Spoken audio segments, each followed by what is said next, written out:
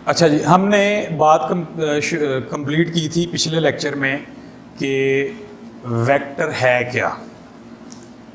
अगला जो हमारा आप कह लें कि लेक्चर है, एक्चुअली तो सारे ही लेक्चर जुड़े हुए हैं वेक्टर मैथमेटिक्स के साथ। फिज़िक्स का चैप्टर ज़रूर है, मैं ये बार बार ये बात कह रहा हूँ कि आपने ये ज़हन में रखनी है बात कि हमने वेक्टर मैथमेटिक्स इसमें सीखना है।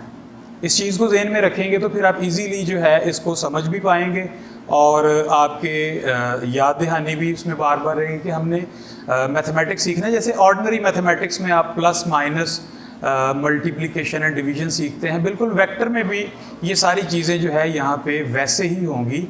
लेकिन मसला ये है कि वेक्टर क्वांटिटी ऐसी क्वांटिटी है जिसमें डायरेक्शन भी इन्वॉल्व होती है, जिसमें मैग्नीट्यूड भी इन्वॉल्व होता है। तो हमने ना सिर्फ एडिशन सब्ट्रैक्शन मल्टीप्लिकेशन करते वक्त मैग्नीट्यूड को मैनेज करना है, साथ ही साथ हमने डायरेक्शन को भी मैनेज करना है। मैग्नीट्यूड और डायरेक्शन ये ज़हन में बिठा लें कि हमने चाहे एडिशन करनी है, चाहे हमने सब्ट्रैक्शन करनी है, मल्टीप्लिकेशन करनी है, दोनों चीज़ें हमने मैनेज करनी है क्वांटिटीज़ में। वेक्टर क्वांटिटीज़ में हमने डायरेक्शन और मैग्नीट्यूड ये दोनों चीज़ें मैनेज करनी है। तो सबसे पहले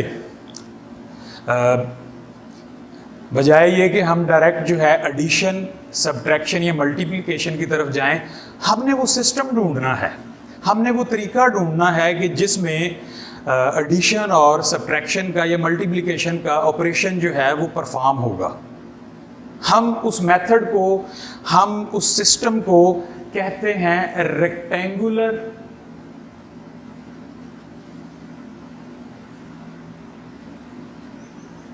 coordinate system. Rectangular coordinate system एक ऐसा सिस्टम है जिसमें वेक्टर्स को ग्राफिकली डील किया जाता है, उसके एडिशन को डील किया जाता है, उसके सब्ट्रैक्शन को डील किया जाता है, उसकी मल्टीप्लिकेशन को डील किया जाता है। अब रेक्टेंगुलर कोऑर्डिनेट सिस्टम है क्या? हमने सबसे सादा जो है वो सिस्टम कोऑर्डिनेट सिस्टम, सबसे सादा कोऑर्डिनेट सिस्टम वो है रेक्टेंगुलर कोऑर्डिनेट सिस्टम। इसको समझने की अब कोशिश करनी है, बड़ी ही बुनियादी चीज़ है, इसको मिस नहीं करना आपने। इसको जो है जितना हो सके इसमें जो है आपने इमेजिन करना है, ट्राई टू इमेजिन इट कि ये कैसे वर्क करता है रेक्टेंगुलर कोऑर्डिनेट सिस्टम। इसका एक दूसरा नाम भी है जिसको हम कहते हैं कार्टेशियन कोऑर्डिनेट सिस्टम।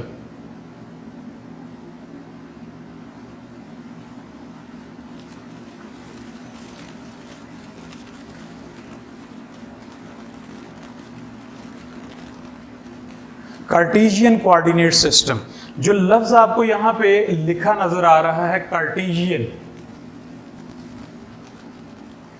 ये निकला है लफ्ज एक फ्रेंच फिलोसोफर के नाम से।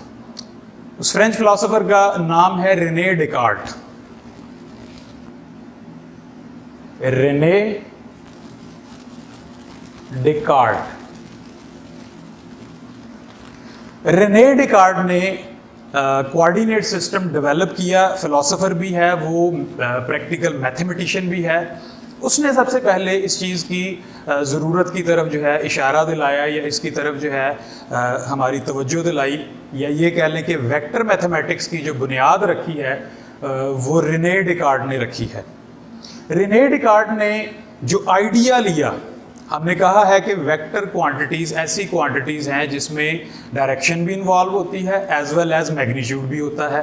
मतलब ये कि हम मैथमेटिकल ऑपरेशन परफॉर्म करना चाहते हैं वेक्टर्स के, जिसमें एडिशन भी आएगी, जिसमें सब्ट्रैक्शन भी आएगी, जिसमें मल्टीप्लिकेशन भी आएगी। तो हमें किसी ऐसे सिस्टम की ज़रूरत है जिसमें वेक्टर का मैग्नीट्यूड भी बचा रहे, सस्टेन रहे, और साथ ही साथ उसकी डायरेक्शन भी सस्टेन रहे। दोनों ही चीज़ें हमें वाज़े तौर पे पता चले।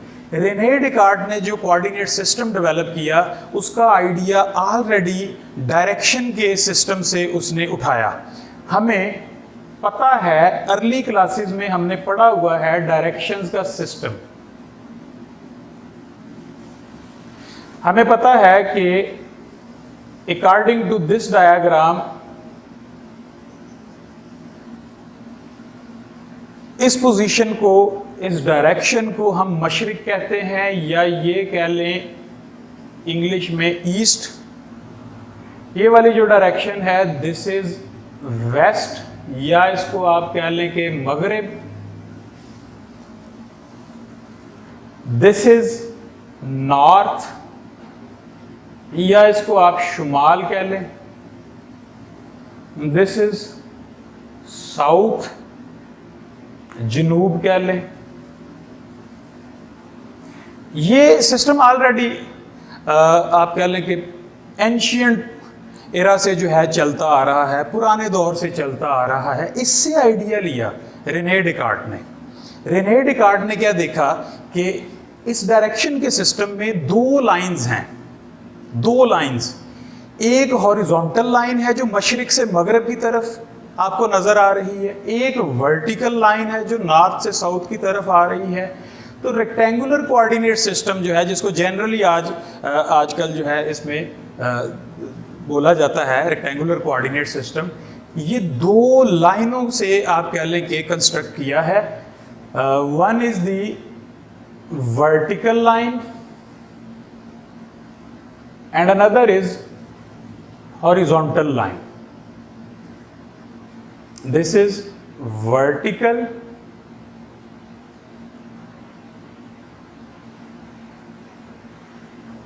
and this is horizontal line.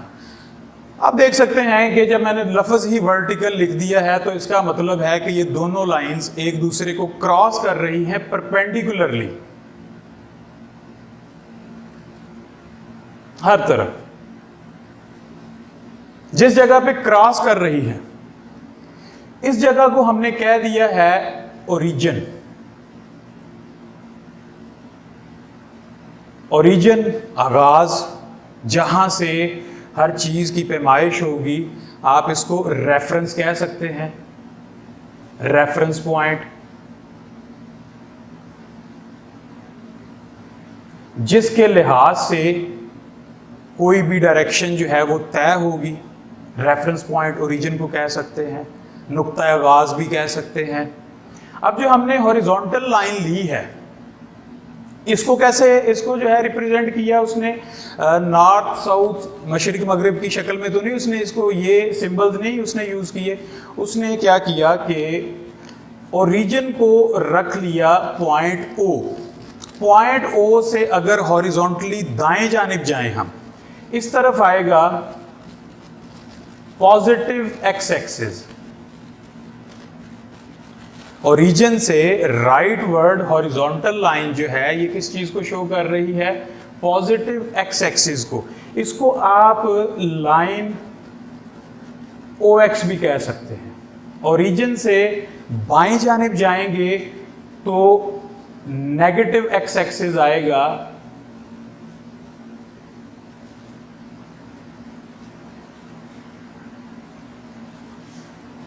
इसको आप लाइन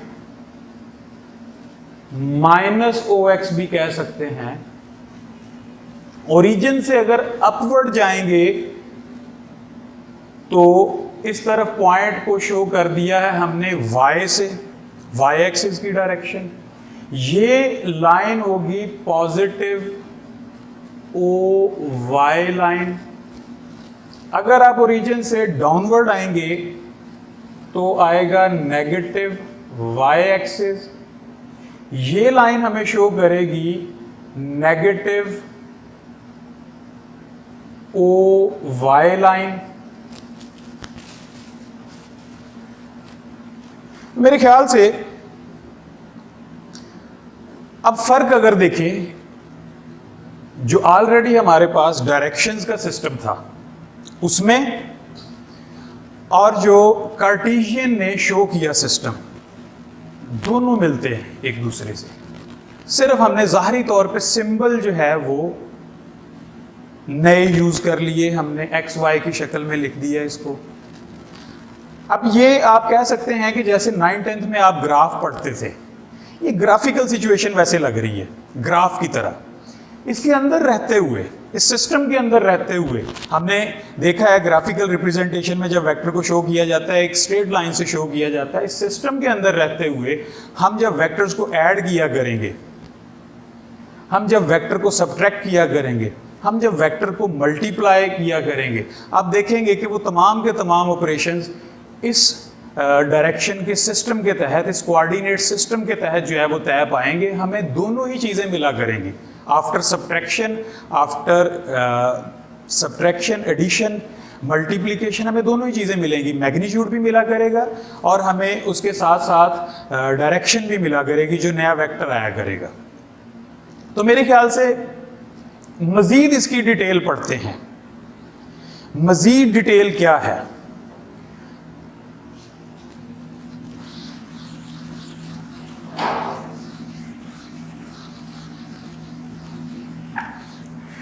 मज़ीद डिटेल है, हम इसको डायमेंशन की शक्ल में भी देख सकते हैं कि डायमेंशन के साथ इसका क्या रिलेशन है। A single straight line shows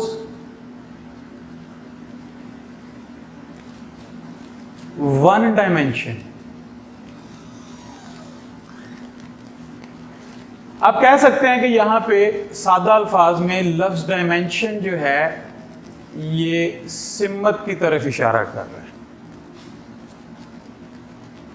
अगर लाइंस हो जाए दो, मैंने कहा है single straight line shows one dimension, अगर लाइंस हो जाए दो, जैसे कि यहां पे हमें हॉरिजॉन्टल और वर्टिकल लाइंस लगी हुई नजर आ रही हैं, अगर लाइंस हो जाए दो, वर्टिकल और एक हॉरिजॉन्टल लाइन, इस हिसाब से ये एक नई चीज की तरफ इशारा कर रहा है, ये इशारा कर रहा है प्लेन की तरफ।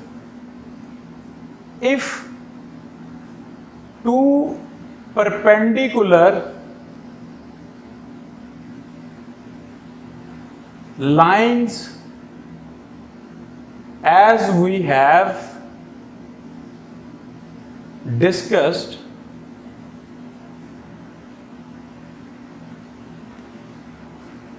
already, if two perpendicular lines as we have discussed already cross each other,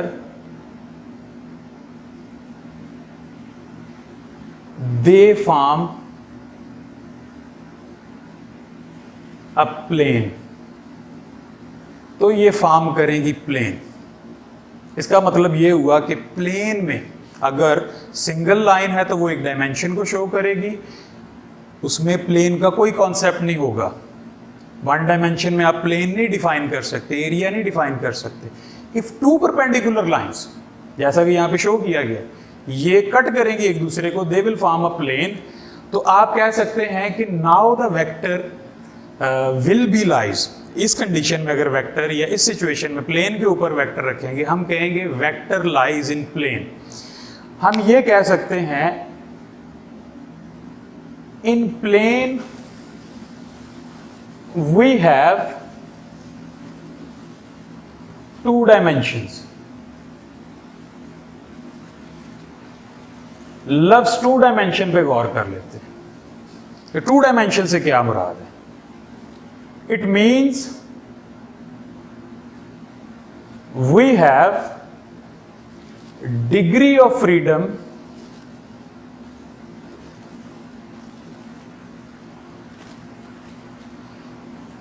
of placement of vector in two directions कह लें।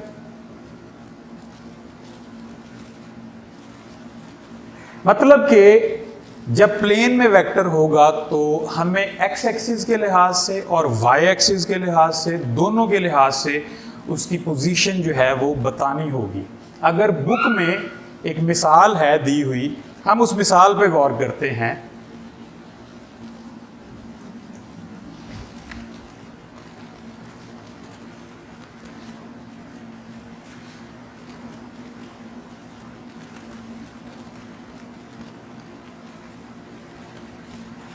एक पॉइंट P शो किया हुआ है, इस पॉइंट P को रिप्रेजेंट किया गया है या इसकी पोजीशन को शो किया गया एक वेक्टर के जरिए, और वेक्टर ओरिजिन से लेके इस पॉइंट P तक ड्रा किया गया है। अगर आप गौर करें तो पॉइंट P के साथ यहां पे ब्रैकेट में A और B लिखा हुआ आपको नजर आ रहा है। A बता रहा है कि ओरिजिन से लाइन पॉजिटिव एक्स एक्सिस की तरफ कितना डिस्टेंस है, that distance is shown by A, या ये कह लें कि एक्स एक्सिस के हिसाब से जो पॉइंट P की पोजीशन को डिस्क्राइब कर रहा है वो A कर रहा है, पॉइंट P की पोजीशन Y एक्सिस से जो डिस्क्राइब हो रही है ये B कर रहा है। अब बात आती है ये तो A और B जो है एक्स एक्सिस और Y एक्सिस के लिहाज से आप कह लें कि मिकदार बता रहे हैं इस गिवन वेक्टर की। हम गिवन वेक्टर को जो है A से शो कर देते हैं। फर्ज करें कि ये वेक्टर A है, इसकी मिकदार को एक्स एक्सिस के लिहाज से A से शो किया जा रहा है, इसकी मिकदार को Y एक्सिस के लिहाज से B से शो किया जा रहा है। लेकिन अभी भी मिकदार की बात हुई है, मैग्नीट्यूड की बात हुई है, डायरेक्शन की नहीं बात हुई। हम चाहते हैं कि डायरेक्शन मालूम करना। डायरेक्शन कैसे जो है इस वेक्टर A की मालूम होगी। यहाँ पे वेक्टर A दिया हुआ है, इसकी डायरेक्शन कैसे मालूम होगी, क्योंकि हमने पहले ही बताया कि वेक्टर क्वांटिटीज में डायरेक्शन और मैग्नीट्यूड दोनों ही डिस्क्राइब करने होते हैं, दोनों ही एसेंशियल होते हैं। हमें मैग्नीट्यूड का with respect to X axis, with respect to Y axis पता चल गया है इस वेक्टर के बारे में, लेकिन अभी भी हमें डायरेक्शन की बात जो है वो पता नहीं चली, हमने डिस्कस नहीं की। हम कहते हैं कि वेक्टर A की जो डायरेक्शन है, ये बात असूल है, या ये कह लें कि फिलहाल इसको आप बुनियादी तौर पे समझ लें कि अपनी आसानी के लिए हमने एक रूल तय कर लिया कि हमेशा वेक्टर A की जो डायरेक्शन है पॉजिटिव एक्स एक्सिस से लेके एंटी क्लॉकवाइज जहां पे भी वेक्टर होगा, ये लाइन OX जिसको आपने पॉजिटिव एक्स एक्सिस कहा, यहां से लेके इस लाइन से जहां तक वेक्टर होगा ये डायरेक्शन को शो करेगा, और यहां पे डायरेक्शन शो की गई है थीटा से। तो angle theta in the plane starts from positive x-axis to the position where given vector lies anti clockwise.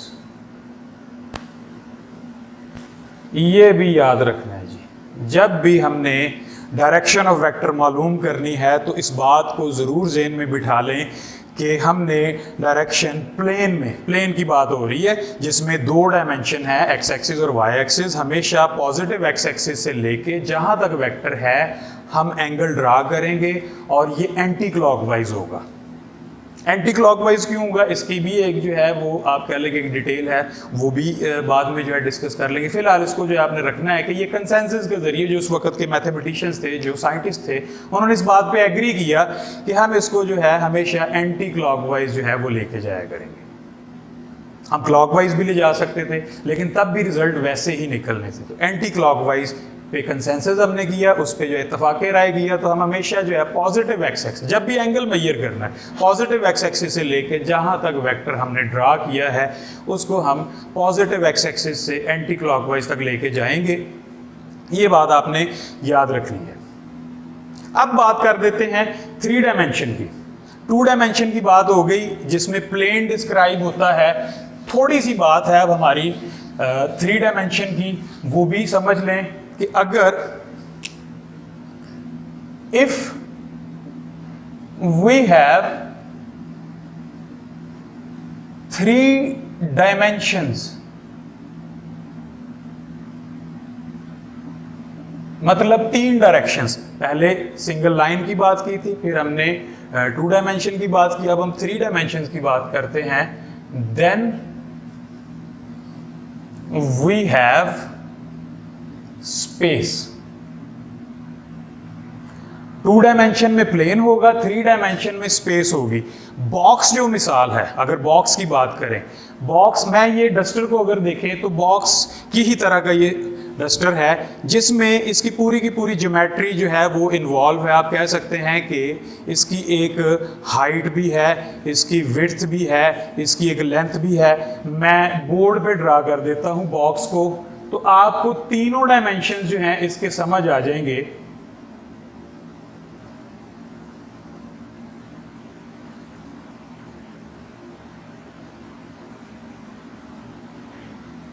इस पॉइंट को हम ओरिजिन कंसिडर कर लेते हैं।